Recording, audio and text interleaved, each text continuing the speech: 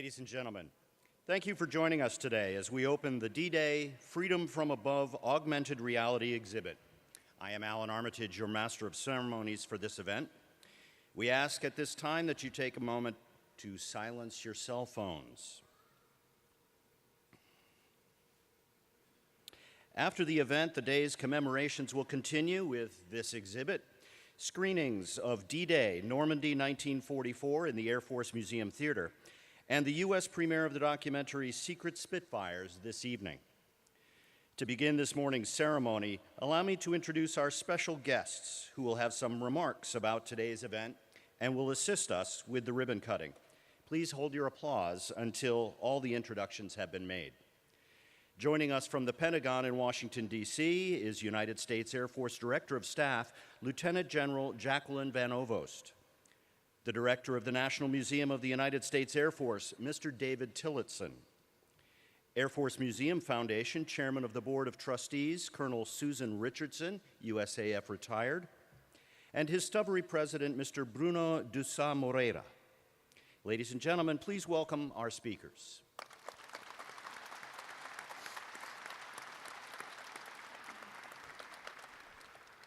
We would also like to recognize two other special groups joining us today, the United States Air Force Heritage Board of Directors and the Air Force Museum Foundation Board of Trustees. And we would also like to extend a warm welcome to the many other distinguished visitors from the United States, France, and Great Britain who are with us today. At this time, I invite United States Air Force Director of Staff, General Van Ovost, to the podium.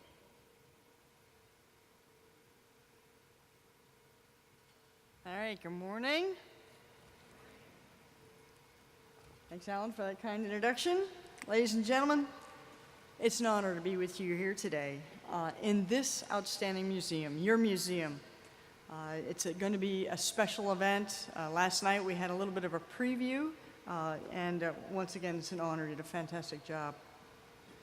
On behalf of the Chief of Staff of the Air Force, General David Goldfein, I want to thank the entire staff of the National Museum of the United States Air Force and the Air Force Museum Foundation, not just for the amazing work that went into this event, but for what you do every day to preserve our heritage.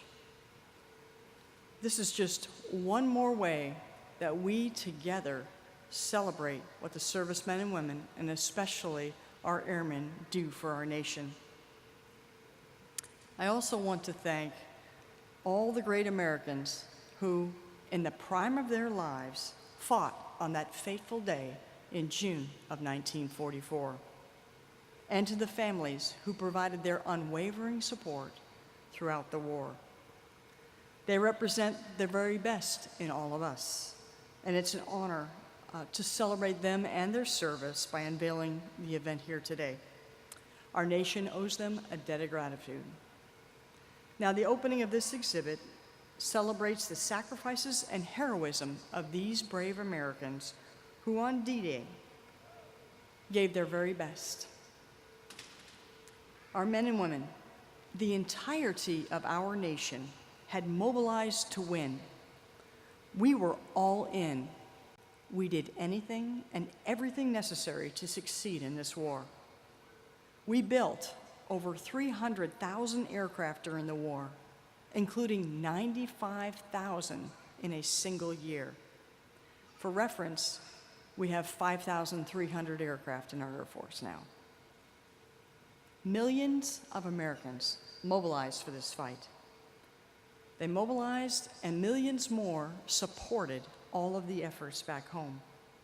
Airmen of the United States Army Air Corps flew reconnaissance, bombing, fighter escort, airdrop, and resupply missions through marginal weather and significant enemy threats.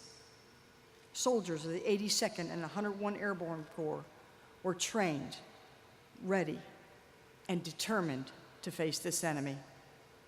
This exhibit represents those who came before us in service to America, those who sprinted forward with courage, a proud determination, and a commitment to freedom that all of our servicemen today look up to.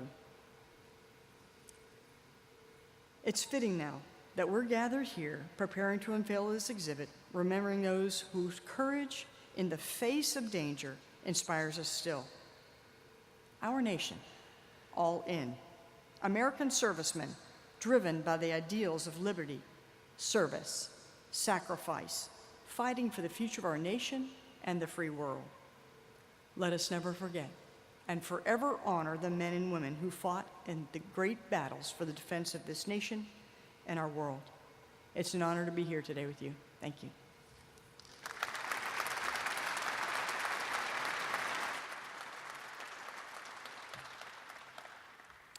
Thank you, General Van Ovost. At this time, I'd like to introduce the Director of the National Museum of the United States Air Force, Mr. David Tillotson.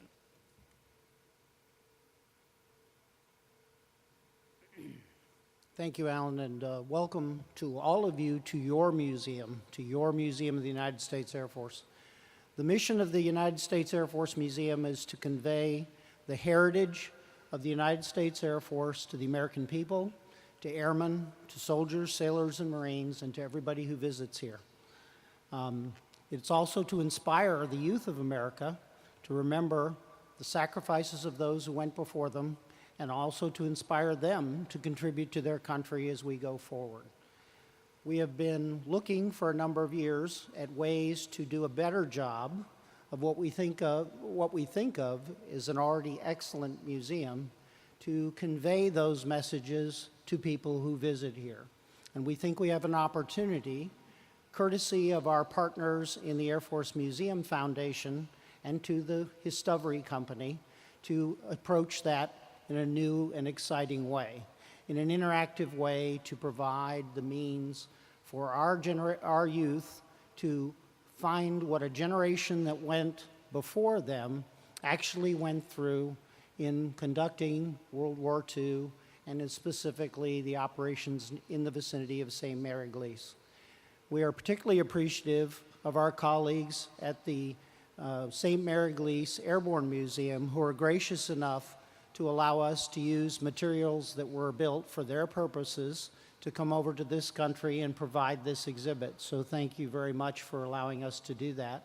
And we're particularly glad to welcome our colleagues from the Royal Air Force Museum and the United Kingdom who chose to come here and share this day with us. Our partners on that day in D-Day, both our French partners and United Kingdom partners, are very appropriate to be here today.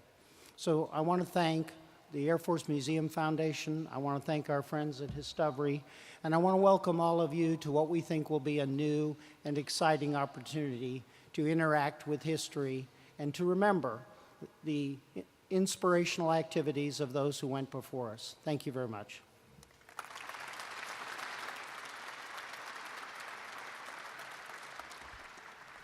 Thank you, Mr. Tillotson. Ladies and gentlemen, Air Force Museum Foundation Chairman of the Board of Trustees, Colonel Suzan Richardson.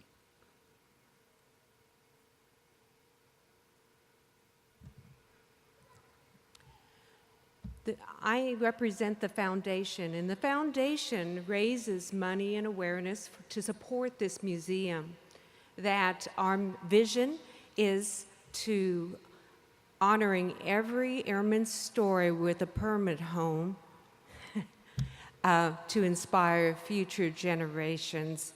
And to do that, we've raised money to pay for this museum, 94% of it, not all, but 94%. But that's not the part of our vision I want to emphasize today. I want to emphasize the part of honoring every airman's story with a permanent home to inspire future generations. We know that the generations of the day are very digitally connected, and we needed to look for other ways to engage a younger generation because we want to keep, it's our job to keep the stories of these heroes of World War II alive. So on this 75th anniversary of D-Day, it is very appropriate to have this wonderful exhibit here at the National Museum of the U.S. Air Force. That the whole idea is to keep the stories alive. You know that this generation are now the great-grandfathers of our current generation. And so it's very important that we motivate these young people to appreciate. That's the way we honor these veterans, and that's the way we motivate future generations. That we, usually when we talk about education, we talk about STEM education, because there's an awful lot of it's here, science, technology, engineering, and math. But there's something to be learned from heroes too, right? To have somebody to look up to. And I'd have to say, there's a whole group of those heroes in this exhibit. This is the first time in the United States that we have an augmented reality exhibit like this. And so we're very excited. We expect this to be wildly successful. Thank you for coming today.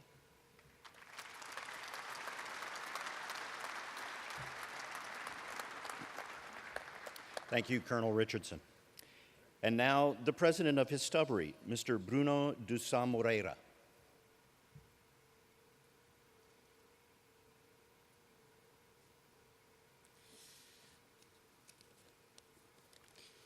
Well, good morning.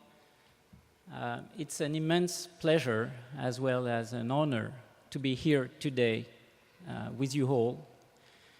And you imagine that I would like to thank a few people, but I would like to do it in the way we try to do it within Histobri. I would rather tell you a story. This story started 25 years ago when I met with my co-founding partner, Edouard Lussan, over here. And the very first project we developed was about D-Day.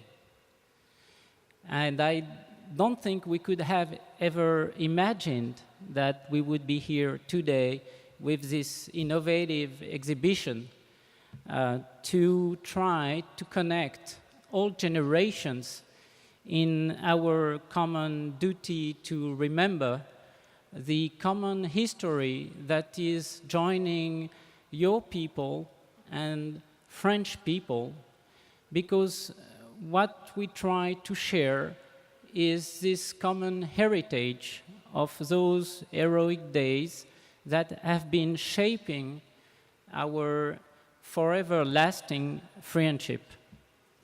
The story of Sainte-Mère-Église is the story of the very first village that has been liberated on D-Day by the American paratroopers of the 82nd and the 101st Division.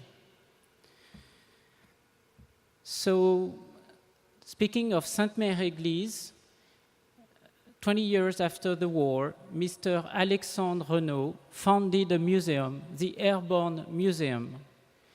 And for 1 year, this Airborne has decided to move to the 21st century by equipping itself with the HistoPad, which is the device you will use here to visit this exhibition. This is a new way to create a new curiosity and interest among the visitors for them to relate in a much more personal and moving manner to the museum artifacts and all the collection of the objects, weapons, gears that are on display. By doing so, we try to perpetuate the memory of those days. So I would like to thank Mrs. Magali Mallet, the head of the Airborne Museum of Sainte-Mère-Église, because it started there. And thanks to Magali, I was able to meet Mr. Maurice Renaud, who is here today with us, the son of Alexandre, whose mother is famous as being the mother of Normandy. I believe the movie will be screened here in this museum during the 75th anniversary program. Thanks to Maurice, I was able to meet with Mr. J. Hoffman, sitting over here, and Mr. J. Hoffman has been instrumental in helping History find the financial support to create this exhibition together with the Museum Foundation. So I'd like to thank again the Verdorn Foundation and the KAHR Foundation for their support here.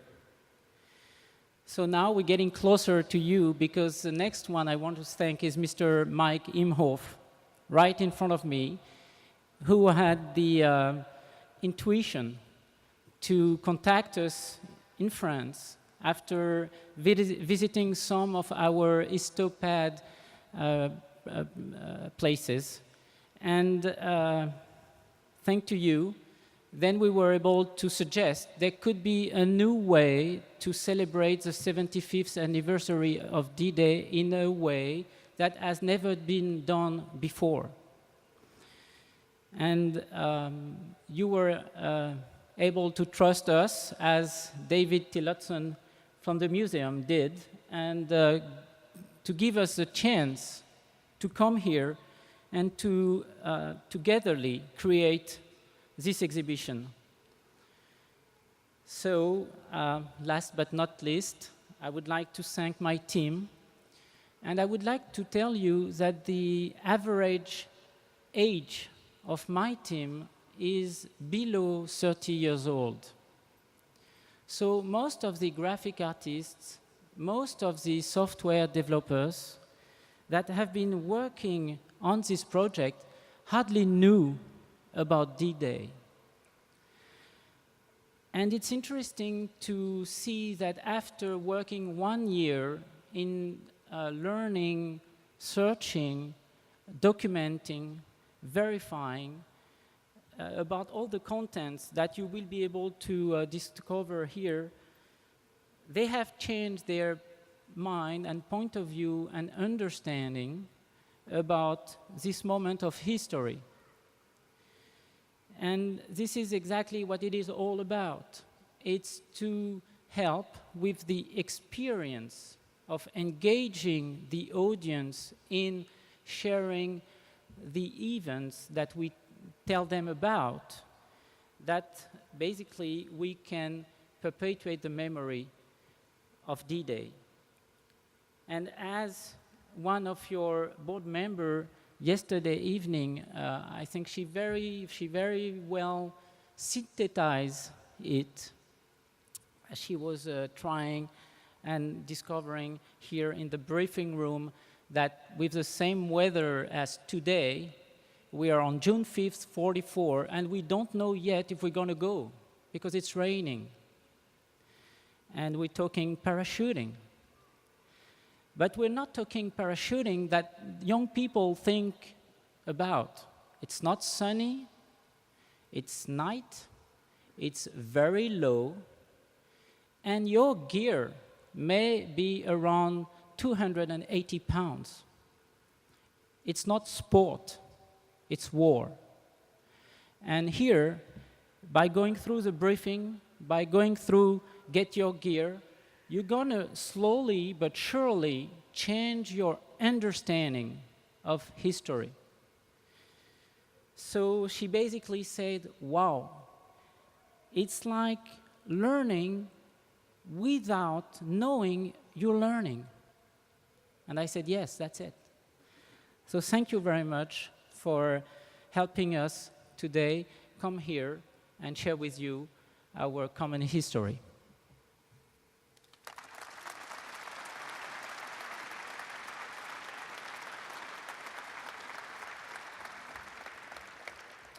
Thank you, Mr. Dusson Moreira. At this time, we have a message from the Supreme Allied Commander of the Allied Expeditionary Forces, General Dwight David Eisenhower. Of the Allied Expeditionary Force, you are about to embark upon the great crusade toward which we have striven these many months. The eyes of the world are upon you. The hopes and prayers of liberty-loving people everywhere march with you. In company with our brave allies and brothers in arms on other fronts, you will bring about the destruction of the German war machine, the elimination of Nazi tyranny over the oppressed peoples of Europe, and security for ourselves in a free world.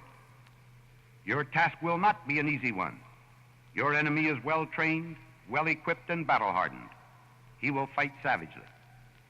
But this is the year 1944. Much has happened since the Nazi triumphs of 1940-41. The United Nations have inflicted upon the Germans great defeats in open battle, man to man. Our air offensive has seriously reduced their strength in the air and their capacity to wage war on the ground. Our home fronts have given us an overwhelming superiority in weapons and munitions of war, and placed at our disposal great reserves of trained fighting men. The tide has turned. The free men of the world are marching together to victory. I have full confidence in your courage, devotion to duty, and skill in battle. We will accept nothing less than full victory. Good luck, and let us all beseech the blessing of Almighty God upon this great and noble undertaking. Joining our speakers in cutting the ribbon are Magali Mallet, Executive Director of the Airborne Museum in France, and Gary Rezebek, President of the 82nd Airborne Association. Thank you both for participating.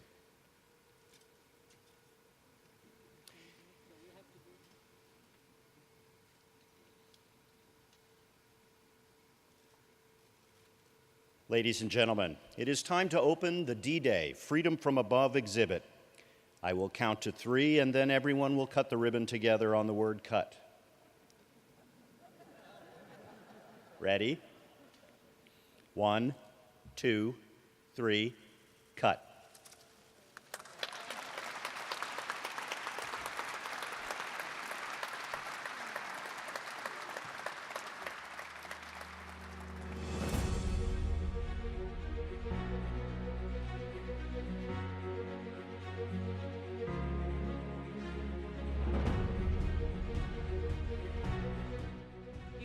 You cross the channel, you get ready to jump, and now is number 6, it's the moment you're going to jump on St. Mary Gliese. This is a photo of St. Mary Gliese today.